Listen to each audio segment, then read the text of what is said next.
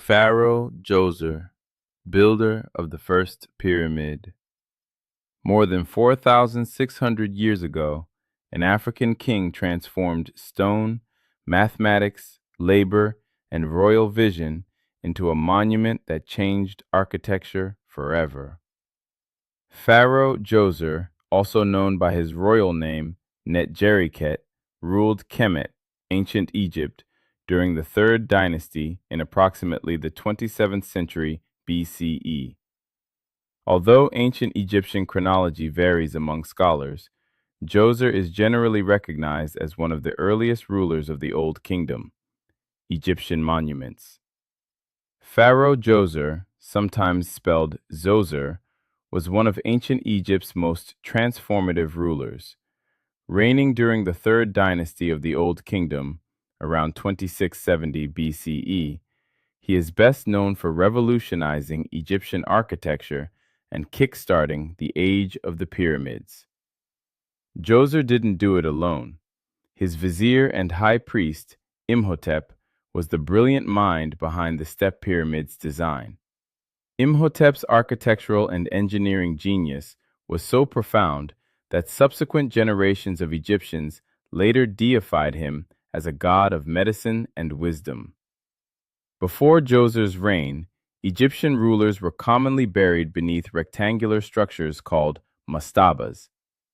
Djoser commissioned an extraordinary royal complex at Saqqara, the ancient burial ground near Memphis. Under the direction of his advisor and architect Imhotep, the original mastaba was repeatedly expanded upward until it became a six-level structure, the Step Pyramid of Djoser. Egyptian monuments. By stacking six mastabas on top of each other, his architect created the Step Pyramid, the world's first colossal stone building. It stood about 205 feet, 62 meters, tall, and was surrounded by a massive, intricate mortuary complex. The Step Pyramid became Egypt's earliest known pyramid and one of the earliest monumental building complexes constructed primarily of cut stone. Its development marked a decisive transition from mud brick royal tombs to the massive stone architecture that would later produce the pyramids of Sneferu, Khufu, Khafre, and Menkaure.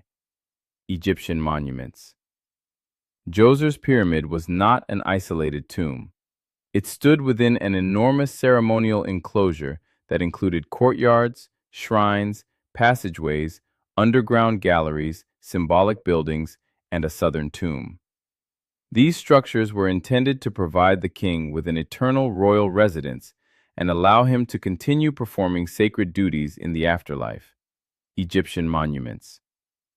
The complex demonstrates that ancient Africans possessed sophisticated knowledge of engineering, quarrying, transportation, surveying, administration, and organized construction centuries before many of the world's most celebrated monuments were created.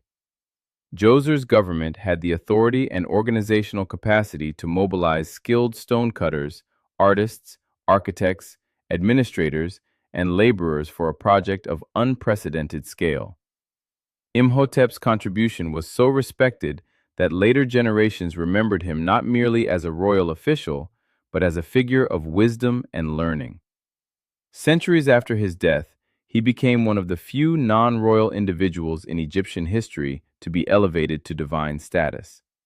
The Metropolitan Museum of Art. Pharaoh Djoser's surviving seated statue presents him wrapped in a ceremonial cloak, wearing the royal headdress and false beard. It is among the earliest surviving life-sized royal statues from ancient Egypt, preserving the image of the African ruler whose ambition launched the pyramid-building age. In closing, Djoser's story is not merely the story of a tomb. It is the story of an African civilization converting knowledge into permanence. Before the Great Pyramids of Giza, there was Djoser. Before smooth-sided pyramids reached toward the heavens, African engineers raised stone in steps at Saqqara. His monument became the staircase that carried architecture into a new age. Pharaoh Djoser, African king, monumental builder, father of the Pyramid Age.